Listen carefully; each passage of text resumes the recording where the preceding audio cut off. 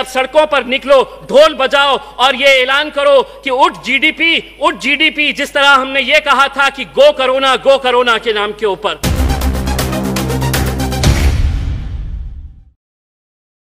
8 मई 2020 की वो सुबह मुझे आज भी याद है, जब सुबह सुबह मुझे फ़ोन आता है और ये जानकारी मिलती है कि 16 मजदूर जो मध्य प्रदेश जाना चाह रहे थे वो ट्रेन के नीचे आकर कुचल कर मर गए।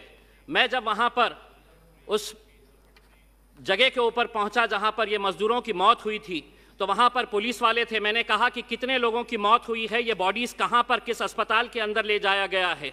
तो मुझे बताया गया है कि ये लाशें अभी भी वहीं पर पड़ी हुई है।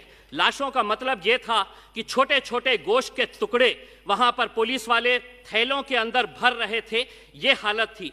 उस दिन टेलीविज़न के ऊपर ये खबर चलाई गई कि एक्सीडेंट के अंदर 16 मजदूरों की मौत हो गई, लेकिन मैं उस दिन भी कहा था, एक बार फिर से आज यहाँ पर दोहराता हूँ कि वो एक्सीडेंट नहीं था बल्कि हत्या थी, और वो हत्या के जिम्मेदार हम सब लोग हैं जिन्होंने इन मजदूरों को सड़कों के ऊपर छोड़ दिया था। ये महज एक इत्तेफाक हो सकता है कि उसी दिन अखबार के अंदर ये खबर आई थी कि विदेशों में रहने वाले जो भारतीय हैं उनके लिए विशेष प्लेन चलाए जाएंगे।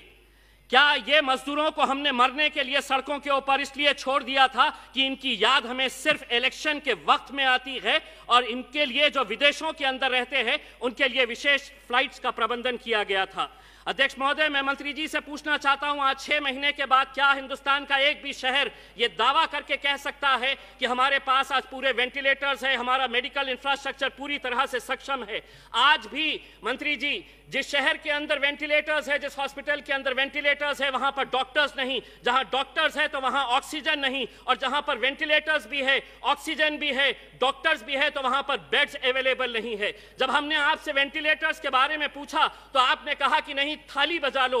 जब हमने आपसे पूछा कि डॉक्टर्स नहीं है, ऑक्सीजन नहीं है, तो आपने कहा कि दिया जला लो, अंधेरा कर लो। आज जब जीडीपी इतना गिर गया है तो हम सरकार की तरफ से एक फरमान सुनना चाह रहे हैं कि कब आएंगे वजीर आजम और ये ऐलान करेंगे कि अब सड़कों पर निकलो, ढोल बजाओ और ये ऐलान करो कि उठ जीडीपी, जिस तरह हमने ये कहा था कि गो कोरोना के नाम के ऊपर।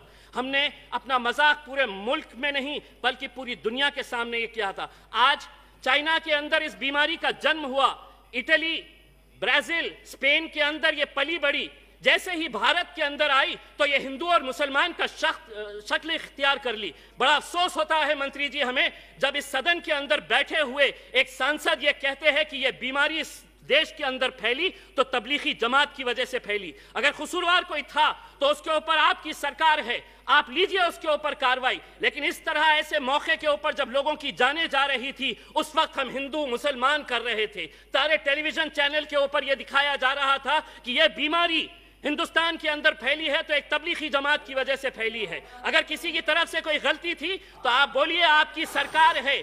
लेकिन हम आपको ये कहना चाहते हैं मंत्री जी, प्लीज कंक्लूड। एक 2 मिनट।